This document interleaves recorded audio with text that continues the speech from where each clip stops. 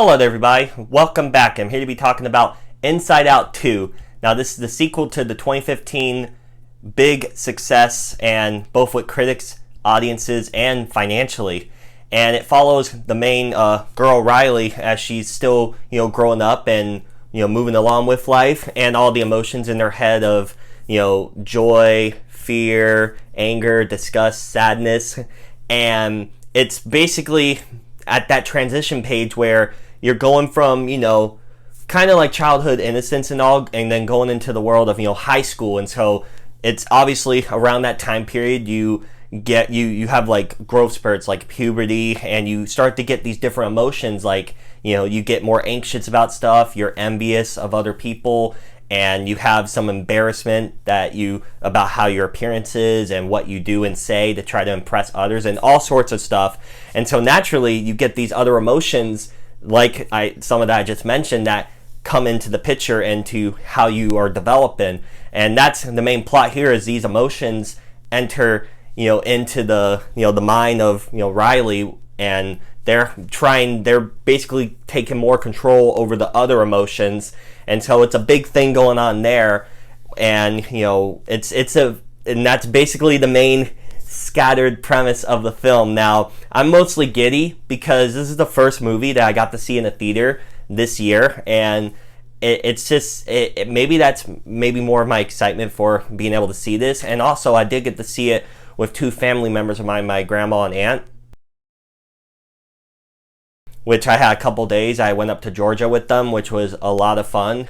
And we went to see this movie, and also seeing how impressive it's been performing, because this year's kind of been a dud for the most part in terms of, films that get people to go out to the theater. And, because, just look at these numbers for Inside Out 2.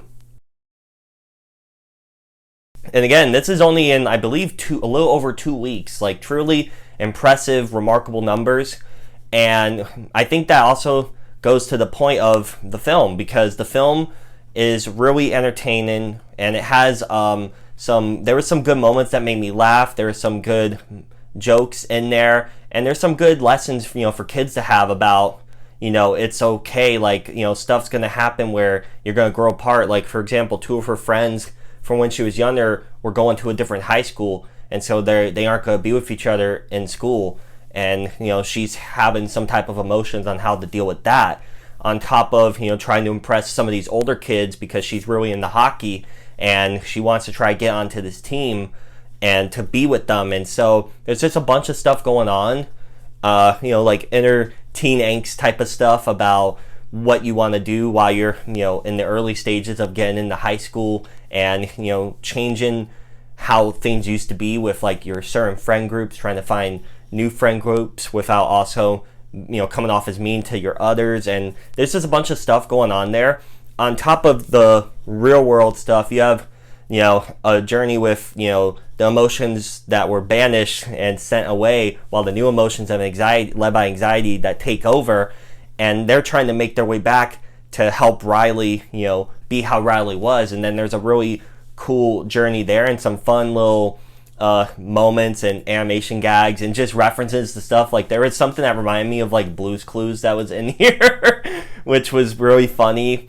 And it was just, the voice work and all was pretty solid, because I do hear that some of the voice casts for some of the main emotions didn't return, but I didn't really notice that much. So the people who replaced them did a solid job. Not to say that they all didn't return, because I know Amy Poehler for Joy, I remember came back, and I believe the voice actress for Sadness came back. Those are the main two I remember came back. But yeah, the voice work was pretty solid. There's some good messaging for kids there to learn, especially in that stage of that age group of growing up. And also as a casual moviegoer who grew up loving Disney, watching Disney, and it's been a while since I've really sat down and enjoyed a Disney film like this. But maybe it was just the nostalgia of finally being back at the movie theater, being with family that I haven't seen in a good minute.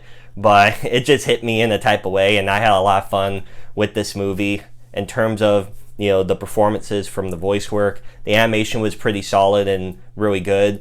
Some great additions, like the anxiety. I really enjoyed her and her character design, and all the designs for the new emotions was pretty solid, and they definitely stand out on their own. And there was just a lot of fun to be had with this movie. Those are my thoughts on Inside Out 2. Again, what did y'all think of this movie? Please let me know down below in the comment section. And did you get to see this movie? Because I know a lot of people have. And a reason why I think it's performing so well is also the runtime, I believe, is a little over an hour and a half, which definitely helps repeat showings to keep going to see it. But again, let me know down below what you thought, and hit the subscribe button as well to get notified when I upload. And I really do hope to get more movie reviews out for you guys. But thank you all so much for watching, and I'll see you later. Bye.